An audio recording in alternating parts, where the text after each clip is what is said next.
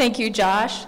Hi, everyone. My name is Karine, and I've had the pleasure, I think, to meet almost every one of you last night, so that was great. I'd like to just thank Athletes Can and all of you for welcoming me and the CCS to be here today. I'm pleased to be here to be talking about, I know, is one of your favorite topics, anti-doping.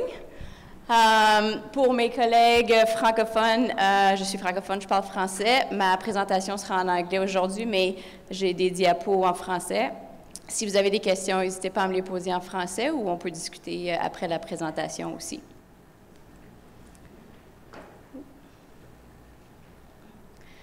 So what I want to talk a little bit about with you today is just a brief overview of the CCES, just as a bit of a refresher reminder. Talk to you about why we at the CCES care about the issue of doping. Give you a bit of an update on where we are at to date with the 2015 CADP. So if you remember, this came into force on January 1st, 2015. So as of the end of August, we're in the 8th month of implementation. So I'll give you a bit of a progress report on where we're at in a number of different areas. And then I'll conclude with speaking a little bit about our work in terms of partnership, collaboration, and cooperation, and leave you with a bit of an invitation, call to action to get involved. The CCS has been in the business for over 20 years. We are an independent national not-for-profit organization. We are funded by Sport Canada. We are fully WADA, World Anti-Doping Code compliant, and ISO certified. And we really are in the business of ethical sport because we believe that good sport can make a great difference. We believe that sport is a huge asset for us, and we want to work to protect that asset. So our vision, and as I mentioned last night, extends beyond anti-doping. We really work to elevate the conscience of sport in Canada. So we want a sports system that's fair, safe, and open. And we try to accomplish that through three forces. One, activate a values-based and principle-driven sports system, advocate for sport that is fair, safe, and open, and protect the integrity of sport. So why do we do what we do? Well, we believe when it comes to doping, I'm not sure why Ben disappeared there, but we'll go back. So we believe that doping is a huge threat to sport. We've had too many examples of reputations that have been ruined, lives that have been ruined, medals that have been stolen from athletes due to doping. And as I mentioned earlier, we do believe that sport is a huge asset and it can bring so many things. It has the potential to provide such great opportunities to athletes, individuals, and communities. And that's really why we care about this issue, because doping has the potential to ruin all of the great things that sport can do for us. So when doping is not there, we think that sport has the potential to instill character in our kids, strengthen our communities, increase our opportunities for excellence. So those are all of the things that we keep in mind when we try to work towards eliminating doping. And first and foremost, we really do the work that we do for all of the athletes out there who do believe that doping should not be part of the sport. So this quote is a response. You might have heard there's a journalist a few months ago who wrote this article saying that we really shouldn't care about doping because no one cares about it, and athletes are really just entertainers and they're there to entertain us as fans, so we really don't care if they dope or not. And it created quite a discussion. Our CEO responded, a number of other athletes responded, and I've just put one response here, which is from Adam Van Couverden, who said, "We do care about doping. Doping is akin to corporate fraud. Cheating with drugs is theft. Cheaters not only steal the moment, the glory, the medals, and the money, they're stealing the hearts and admiration of millions from those that deserve it most." So that's what we keep in mind, and I invite you to keep that as mine as well. So we've devised the Canadian Anti-Doping Program specifically to protect athletes from doping. It's divided in those 6 areas, and I'll walk you through those areas, and as I mentioned earlier, give you a bit of a progress report or update on where we're at the moment. So the first area deals with jurisdiction and application. So who does this program apply to?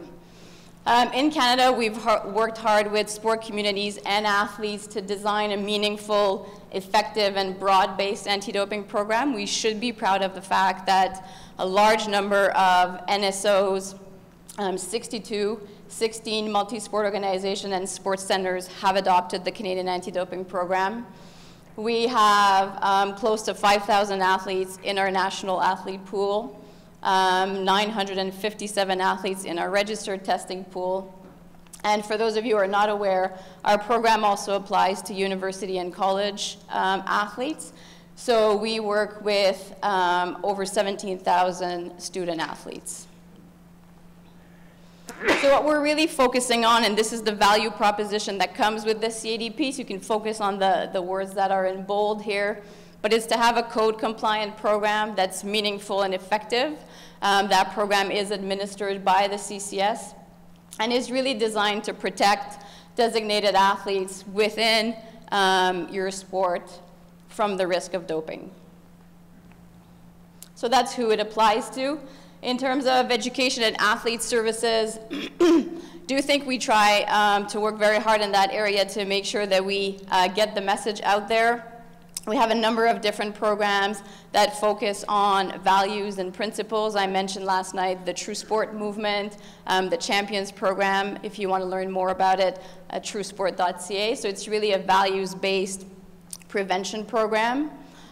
Some of our target audiences, young athletes that the True Sport movement tries to reach, up-and-coming athletes, national level athletes and their support personnel, again, values-based, but also with a focus on anti-doping.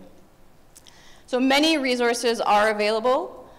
Hopefully you're aware of them, so but I'll still highlight them for you. Our website is a great starting point. We have an area that's called Athlete Zone where you can find a number of information on medication, whereabouts requirements, advisory notes.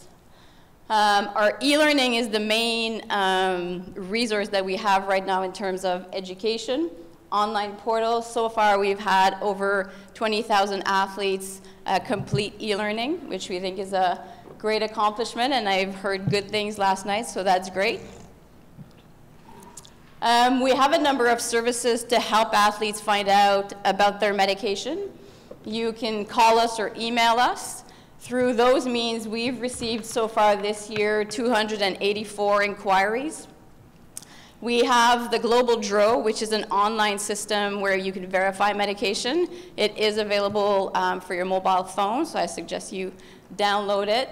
And I think this number is pretty impressive. Through that application, we've had close to 95,000 inquiries or searches, so hopefully it is working and helpful.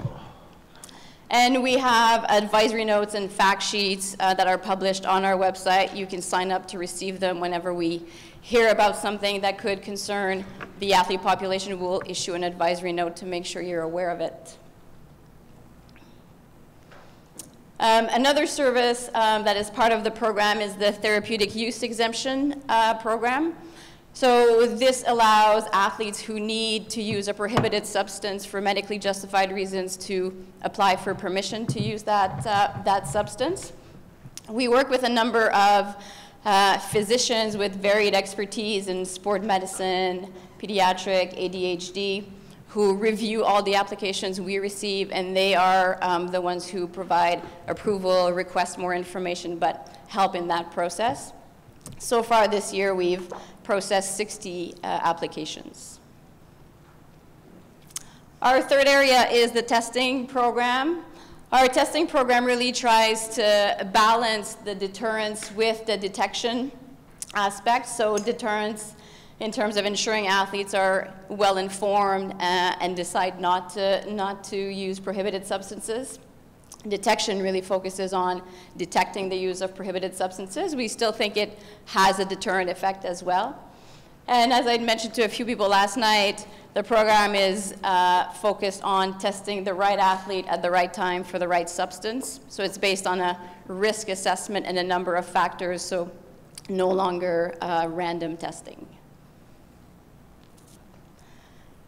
To do the work that we do in terms of testing, we work with 67 doping control officers that are spread across Canada. We work with 3 phlebotomy companies who provide us with blood collection officers, and hundreds of chaperones, again, across Canada. So we recruit them, train them, certify them, and ensure that they are out there following proper procedures and providing you with hopefully also a professional but friendly service. So this year to date, we've collected 1,718 urine tests and 121 blood tests.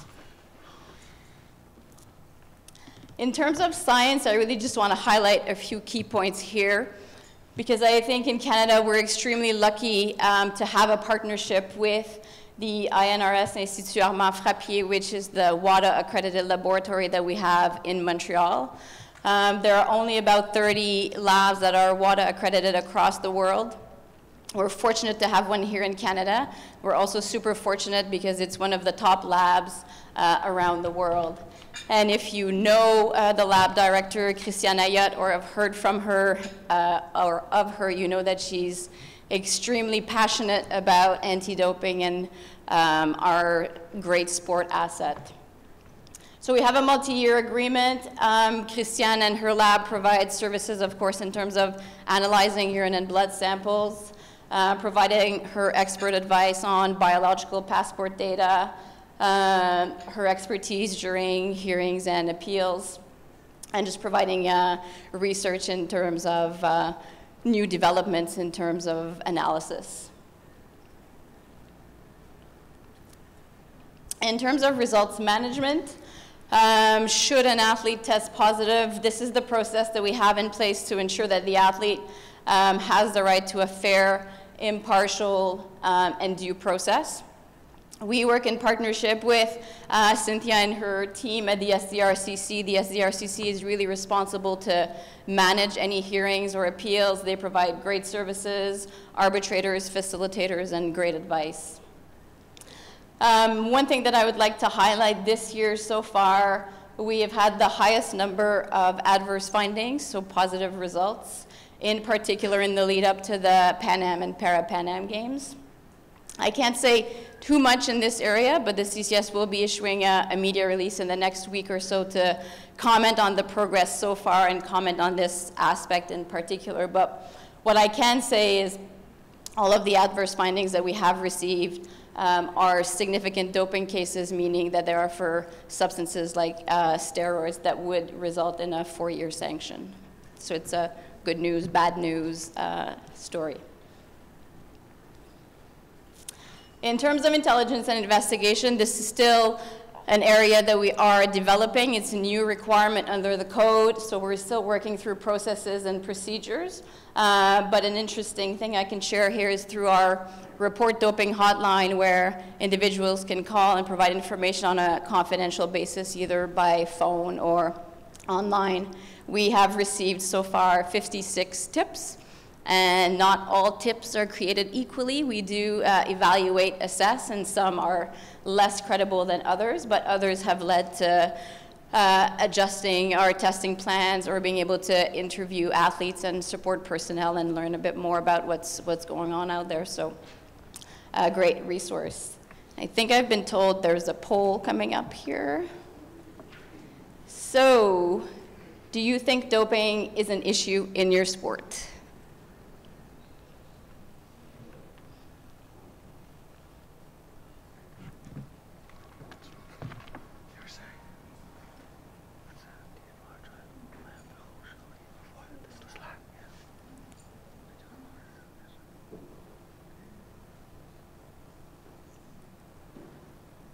So about an 80-20 split. Interesting. So I'll link that to one of my last slides. I think I'll move on. I think we're kind of set on 80-20. All right. So a few takeaways before I start to wrap up. From the 6 areas that I've outlined, I think we wanted to stress those 4 key points that in working with sports support and athlete support, we think so far there's been a successful implementation of the 2015 Canadian Anti-Doping Program. Thousands of athletes have been engaged and educated, which we think is super important. There has been significant instances of doping in the first 8 months, so it's interesting in that area. And I think leads us to realize that doping is still real, is still present, and we still need to continue working together to eliminate doping from sport. I wanted to touch on this aspect here. I was here last year, and a few athletes were asking what goes on in other countries, and they were saying, you know, we do a lot in Canada, but we don't know what's going on elsewhere. The CCES in particular does have a great reputation of collaborating and cooperating with a number of other national anti-doping organizations. We are part of INADO, which is the Institute for National Anti-Doping Organization. This institute brings together a number of national anti-doping organizations from across the world.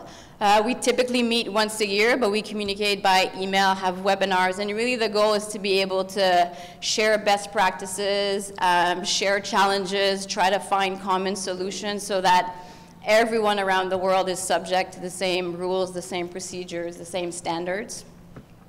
I do want to share one particular example. Over the past year, the CCES has been working with the Jamaica Anti-Doping Commission. So you might have heard in the news that there were some challenges with that organization. So we've entered into a partnership with them where we're helping them rebuild their program really from the ground up. So make sure that their rules are compliant with the World Anti-Doping Code and that it's not simply a theoretical exercise, but that in practice, they're also doing what they're supposed to do. So I've had the great pleasure of personally working with this organization to rebuild. You might see that's me in the middle there. So we've been helping them not only with their rules, but also recruiting sample collection personnel, DCOs, blood collection officers, chaperones, making sure they are trained appropriately and again, are protecting their own athletes, but athletes around the world as well. So that's our work, working with other national anti-doping agencies. We also work with international federations on your behalf. We've entered into a number of sharing agreements. And I think this is hopefully a huge help for you in the sense that from a TUE perspective, the CCES has a great reputation in terms of following proper processes. So most IFs will automatically recognize TUEs that have been issued by the CCES, so you don't have to submit it twice. With whereabouts, again, only submitting it to one organization and not both, and trying to work together in terms of testing plans so that a CCS DCO doesn't show up at your door on Monday, and then your IF's DCO shows up on your doorstep on the Tuesday. So we've been trying to work hard to make sure there's less duplication. And the CCES has been involved in a number of major games organizing committee. We were the service providers in Vancouver and just recently in Toronto. And we always work with the World Anti-Doping Agency and try to provide comments, feedback on any new rules, guidelines that might be issued to make sure that it represents Canadian communities' opinions. So I'd like to leave you with an invitation or a call for action. We always like to hear from you how we can improve, what we can do differently, how we can make your lives easier. We recognize that anti-doping can be an intrusive process, so if there's anything we can do to help in that area, please email us, call us. Sometimes that's not super obvious or easy, but just recently we have set up 2 new committees. One in conjunction with Athletes Can, which is great, and will have its first meeting tomorrow.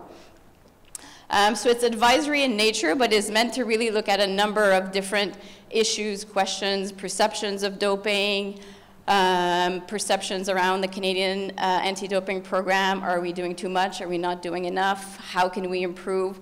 So if you have any thoughts, ideas, I certainly would encourage you to speak with Josh, and he'll be able to bring those forward tomorrow. But there's a number of other individuals here, reps from the COC, CPC, WADA, so a number of athletes that you can speak to make sure they represent you tomorrow. So we think that's a great initiative. A similar advisory committee has been set up with the national sport organizations, so we'll be looking at similar issues with a number of national sport organizations to make sure that we hear from different voices. And lastly, I did want to mention that on the CCES's board, there is a specific athlete representative position. Unfortunately, it can't be a current athlete because there'd be a conflict of interest for the CCS and the athlete, but this position is for a recently retired athlete, so if you have any nominations or great suggestions, we have a nomination form on our website. While there is one specific athlete position, I also want to mention that our other board members are typically Olympians, Paralympians, and really come from a big sports background as well. So I think well represented from the athlete perspective. So we want to hear from you. Let us know what you think.